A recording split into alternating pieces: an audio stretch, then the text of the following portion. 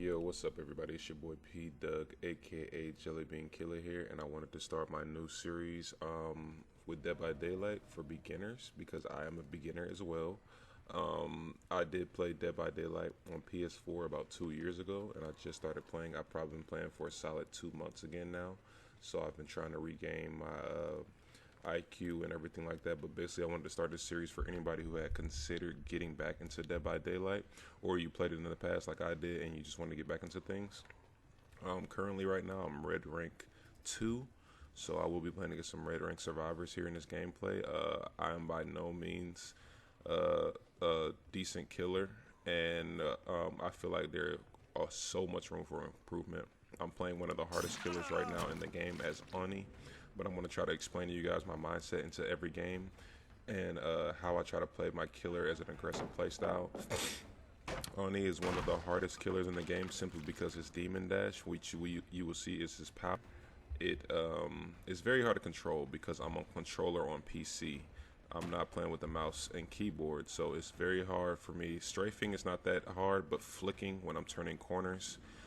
I moved my controller sensitivity up for this game for the first time to like it starts on 60 or 50 is the default for controller. I moved it up to 60 and I wanted to see how that felt, and it felt pretty good right here. It actually felt kind of slow to me, so I might kick it up to like 70 for my killers. That way it's easier for me to hit survivors. You know how survivors try to run into you and circle you and do 360s. Most survivors don't even do a 360. They might go juke left, juke right, and then just run into you, and hope that you just miss. It doesn't. It's not a high skill cap in regards to that juking stuff. They just basically praying. They're out in the open. They're out of position. They're just praying that you miss, basically. But right here, you see me playing Ani. So the first guy we got, he was in the basement. He was hiding. I'm guessing he heard my heartbeat, but he didn't realize I was behind him. He was probably looking forward and wasn't looking behind him, which is why he was standing still. He was probably just hoping I was upstairs and, you know, gonna pass him, but I didn't. He's just standing still. I hit him in the back. He took off, but we got him. A rule of thumb I want to go ahead and mention is I try to keep these chases when I'm chasing somebody under like 30 seconds. And I still feel like that's a little too long. Sometimes I do over chase, but as you see, we've already lost one generator and I've gotten 2 hooks so far. So the games go pretty fast in Red Ranks. They're very sweaty. I wouldn't say that people that I play against are super good at looping, but they're very good at grouping up, healing, grouping up. See, like right here, he's trying to run into me. And what I've started doing when people do that is back up so I keep them in my view, because a lot of times, especially with tall killers like Ani, they run into you and you actually can't see them, which doesn't make any sense. I still should be able to see them. But right here, you see I down him, I punish him for that. Right here, I made a big mistake. I knew that, what's her name was around in the area, and for whatever reason I picked him up under the pallet knowing that she was still around. I was rushing right there. I wasn't patient. I should have looked for her and punished her probably with a hit, and I probably could have slugged, 3-man slugged right here if I had done that instead of picking him up under the pallet. But right here, as you can see, she's a little altruistic. She's very aggressive. She's trying to save her teammates early. I down her right here because she's trying to sabotage toolboxes, and then I see she did get the toolbox off, so she did sabotage my hook. I knew I wasn't going to make it to a hook, which is why I dropped him here. And then I figured I would just keep them slugged on the ground. I knew there were the 2 other people were going to have to come over and help. They weren't going to be able to do generators, so all in all, it's like a 50-50 in regards to whether it's a win or lose. She has sprint burst, so she takes off. I don't chase her. I pick her up because I assume her decisive strike might be over by now. But how you want to think of chases is, so for instance, you have 4 survivors, right? When you hit 1 survivor and you got them in chase, that's 1 survivor that's not doing generators, and you have 3 other survivors that could possibly be doing generators, right? When you hook 1 survivor and you have a survivor in chase, so if I hook someone and then I'm chasing someone else, that's technically 3 people in chase, and I'm going to explain why I say 3 instead of 2. So you have 1 on the hook, you're chasing 1, and then the 3rd person, I'm assuming, is going to go for a save, which means he's not doing generators. So instead of 2 people, 1 on the hook and 1 you're chasing, you technically have 3 people in chase. because you know that one person's going to go in for the save, which means they won't be doing generators. Now, right here, as you can tell, it's very hard for me to control. I'm really trying to get this Claudette, but I keep missing. It's like when he raises his club in the air, I can't see anything. I told myself I wasn't going to get frustrated this game and I was just going to play it through. Because I'm very terrible at Ani. The game before this, I just got murdered. Like, people were juking me left and right. I got a couple of downs, but I just could not hook anyone for nothing. I was trying to be greedy. I was trying to slug everybody in my power state. So this game, I figured I would be a little bit more patient and kind of let the survivors come to me and just play around hooks. And by play around, I don't mean like sit around them. In this case, I'm sitting around this proximity of this hook because I know survivors are in there. I know there are at least 2 other survivors in this area. So I figured I would take advantage of that, and if I could, force people into struggle if they want to hang around and keep saving, which they do. Right here, I don't want to, I know a lot of people call this tunneling, which it is tunneling. But if someone unhooks a survivor in front of me without borrowed time, I'm supposed to not punish him for that. I'm supposed to let him go free and be like, oh, I don't want to tunnel him. No, I'm going to punish him for that. If you want to farm your own teammate right in front of me and pick him up, he has plenty of time to struggle. He's going to struggle for at least 60 seconds on the hook. So it's like, once again, she's sabotaging. Like, she's doing a lot of work right now, but I know she's not doing generators. So technically, with her doing what she's doing, I have 2 people in chase right now because she's doing this, and then this guy on my back, which he gets off, and she's doing a good job of being very annoying. So I figured she wouldn't be a problem downing because I always knew she was going to be in my vicinity. It seems like every time I pick somebody up, she's trying to go somewhere with the toolbox. Right here, I do a little juke and I miss. I tried to flick. As you saw, I tried to dash to the right, fake to the right, and then dash to the left to the window and try to flick and hit him, but I missed a little bit. Once again, missed again. Keep in mind, I am a beginner Ani player, so I'm not very good at Ani. This is me trying to get good at him by playing him. That's the only way you're going to get good is practice. But like I was saying, when you have 2 people in chase, you have 1 on the hook, and you're chasing one, you technically have 3 people because you know for a fact that somebody's going to come and go for the save. So that's 1 possible person doing generators. So that's how you have to look at every chase. Now, obviously, you might have games where survivors are scared or they just do not give a damn about their teammates and they won't even come in for the save. That's going to happen here to this Dwight pretty soon. Towards the end, I'm gonna put him on his first hook, and they're gonna allow him to go into struggle, and I'm not even near the hook.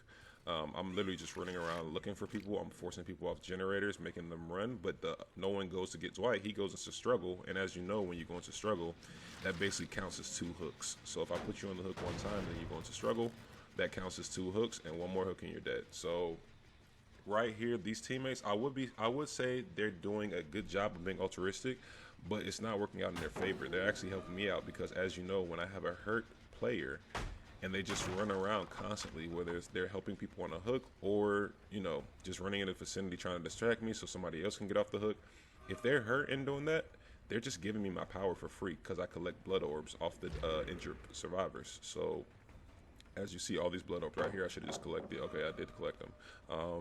But yeah, Ani, when he's at his superpower, he's one of the strongest killers in the game, without a doubt. When I don't disagree, I don't agree with this. I feel like I probably shouldn't use my power down here, but I wanted to be very active with it. I wanted to try to demon dash and use it as much as possible so I could practice, you know, with my hits and everything. Now, what I'm trying to test right now is I'm trying to figure out if I do I have to hold this? See how I'm holding this the entire time? When I'm trying to do when I raise my club up over the air, like you're gonna see right here, that's just a regular attack. But I have to hold it for a certain period of time in order to one-shot down him. If I just click it, it'll be just like a regular attack. He'll get injured, he'll get a speed burst, and I'll have to hit him again. But if I hold it for a certain amount of seconds, I'm trying to figure out, do I have to hold it? How long do I have to hold it for? Because obviously the shorter I hold it, the easier it's going to be for me to hit people, because the longer I hold it, he's going to hold his club up in the air. The club is going to be blocking the screen. I can't see anything sometimes, depending on where the survivor is in front of me. And it's a lot harder for me to get those hits the longer I hold that. So I'm still trying to play around with that and see if it's actually true, if I have to hold it the entire animation when he's lifting the club over his head, or can I just hold it partially, you know, and still get the one shot down. So I'm still playing around with that. This won't be the only Ani game you guys see, but right here, this is what I was talking about. I was forcing Claudette. I skipped it because it was a lot of me running around generator to generator. I didn't want to bore you guys, but I was basically chasing Claudette off of generators the entire time, and they allowed Dwight, who wasn't even in the area because I wasn't near him, to hit struggle. So that's what you don't want to do as a survivor. If you see your teammates about to go in struggle and it's their first hook, I mean, they got greedy. And by what I mean by got greedy is they did complete a generator. So they let him go into struggle, but they did complete a generator. So I guess you could say that's a plus. But when I have two people on Death Hook, which is Dwight and Kate, I think that's her name. I'd be getting all the female characters mixed up, except for Claudette. She's the easiest one because she's like the only black character. but yeah. So I have two people on Death Hook right now, which is why I'm prioritizing this Claudette because I knew I didn't have her on Death Hook yet. So I wanted to put pressure on her because she's getting a little, a little disrespectful. Like she's running in front of me, letting me see her, daring me to chase her. So I finally got a hook on her. And I figured I'd try to get her on two hooks as well because once you get a survivor, you'll notice when you get a survivor on two hooks, they'll start playing a lot more immerse. When they at the beginning of the game, it's a fresh game. Everybody's happy. Everybody's like, oh yeah, I don't have any hooks. I don't, they're not scared to make big plays with it, whether it's sabotaging hooks like that Kate was doing, or it's flashlighting you, or dropping pallets on you, or now this guy, he's on his Death Hook. I'm wondering why he's even allowed me to see him. I guess he wasn't paying attention, but he's on his Death Hook right now. So I'm like, okay, I can go ahead and get this guy out of the game right now. Right here, I probably could have flicked it around, but I'm pretty sure I would have been out of range. But yeah, he's way out of position, so I figured I'd just chase him down. Once again, I have three people in chase right now. As you can see, I had a hard time. I'm like strafing back and forth with my camera, panning my camera back and forth because I was trying to find Dwight so I could actually land the hit, and I ended up getting the hit. He stayed in front of me because he was panicking, running to the wall. But right here, I have three people in chase because Kate just went and got Claudette off the hook. I just got him and killed him, and then Claudette was on the hook. So right now, I know for a fact that no one in that instance was doing generators. So that's what I mean about knowing how many people you have in chase and being able to keep account of all your generators. Right here, Claudette messes up with a skill check. I know it's Claudette because of all the blood orbs, and she's the only one hurt. So I just follow the blood orbs, and lo and behold, I hear her. There she is. She has sprint bursts, which is how she gets, so much distance. She does do a good job looping me here, but I figured I had nothing to lose. Now, like I said earlier before, you don't want to be chasing the survivor over 30 seconds if it's a lot of survivors. But the fact that I have two survivors dead already, she's on her Death Hook, or she's on struggle hook. So she's on her second hook, and I know the other one's probably doing one generator, so I figure I might lose a generator if I just chase her for a long period of time, which I think I end up losing a generator for that. Good job on their part because they were splitting up. Kate was doing a generator while Claudette was looping me. But right here, I figured it would be worth it because I could get her on Death Hook. I would have two players on Death Hook, so they would have to play kind of immerse and somehow figure out how to do generators if they both want to get out.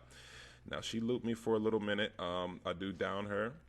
I had a feeling Kate was over in this area because this was where she finished that generator over here. She finished it down in the basement. I do have a perk that allows me to see survivors in a certain area around a completed generator for a couple seconds right after it completed. So I knew she was over here, but I couldn't find her.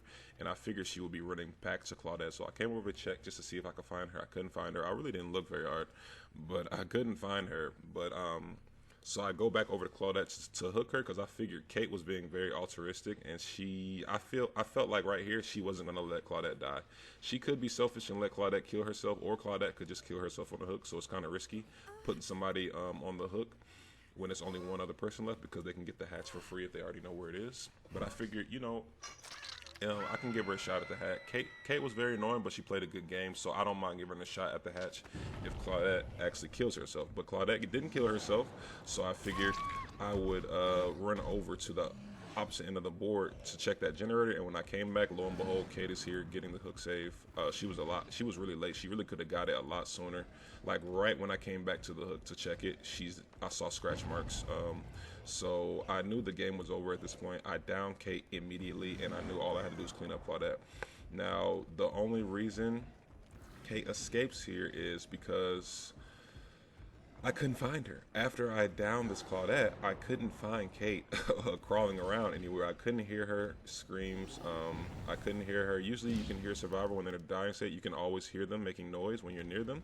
But for some reason, when I went back over there, I could not find her. I couldn't hear her, so she does end up getting the hatch, which I don't mind. She played a pretty good game, so I don't mind her getting the hatch. But yeah, this is me just trying to show you guys and just give you guys small tips and tricks. Obviously, I'm going to have a video explaining as a beginner killer, what you want to be doing as a killer to make sure that you can get better each game and get the 4K. So right here, all I was doing was simply hooking a survivor, and then I would immediately, if I didn't know where, I don't have barbecue and chili, which allows me to see survivors after I get a hook. I didn't have that, so I just immediately kept certain generators up so I could have them in the vicinity. As you can see over here, I got a nice little 3-gen strat. I purposely did that. I wanted to keep these generators up because I knew they were pretty close to each other, which is, as you can see, the Kate does end up getting the hatch, like I said before, because I couldn't find her when she was in dying state. But I hope you guys enjoyed that video. I will put my Switch down below. I do stream live in the morning Survivor. I play with viewers, so if you want to come through and play, I'm controller on PC. If you have console, PC, it doesn't matter. Crossplay. So I hope you guys enjoyed that video, man. Stay blessed.